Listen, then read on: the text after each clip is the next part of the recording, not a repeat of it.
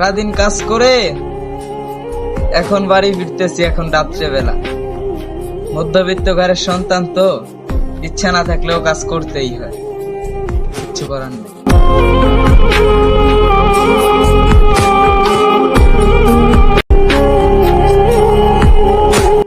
যদি কখনো দেখো আমার চোখে কান্না কান্না ভাব,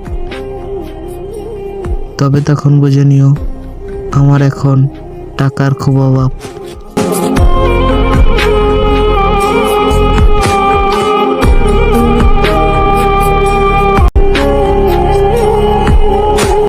যদি কখনো দেখো আমার চোখে কান্না কান্না ভাব, তবে তখন বুঝে নিও আমার এখন টাকার খুব অভাব।